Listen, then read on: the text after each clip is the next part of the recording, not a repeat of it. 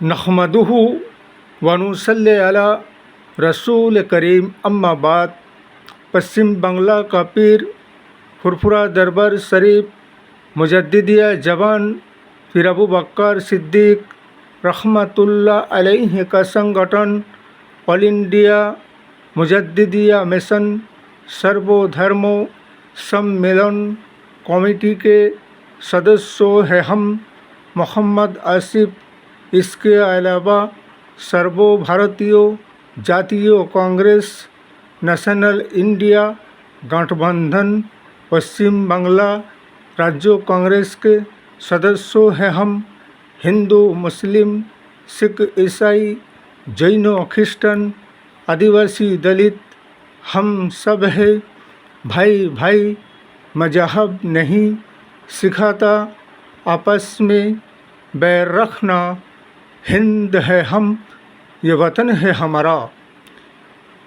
इसीलिए तो कहते हैं सिर्फ चुनावी सभा में जाकर ऊंचे ऊंचे डायलॉग और भाषण और लेक्चर देकर झूठे वादे करके इलेक्शन और चुनाव नहीं जीता जा सकता है।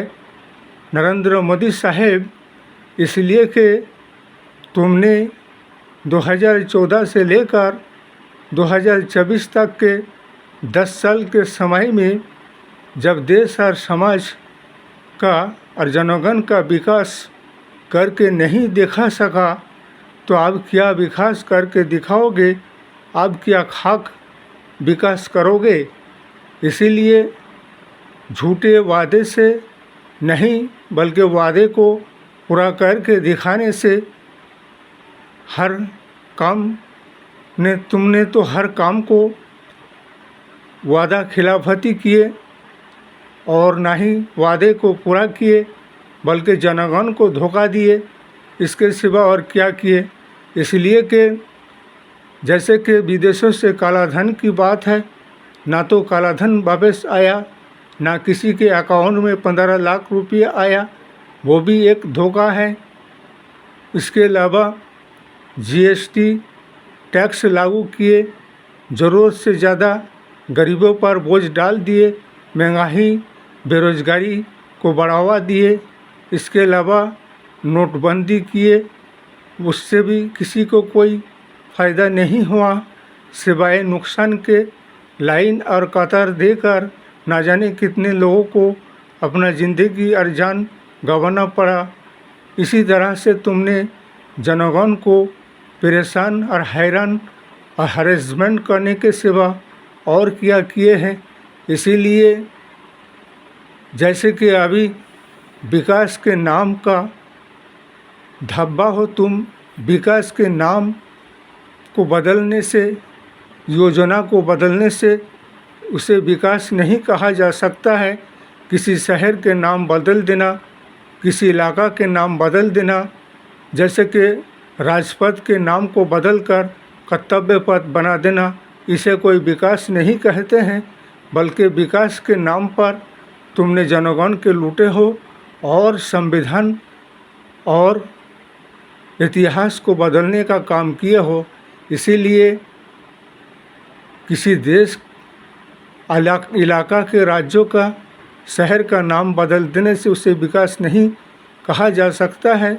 अब तो ऐसा लगता है कि अपने भी नाम ना जाने कितने वर्षों हो चुके हैं, अपने माता पिता ने बचपन में तुम्हारे नाम रखा था, अब उन नामों को भी बदल देना चाहिए। इसलिए कि वो भी बहुत पुराने हो चुका है।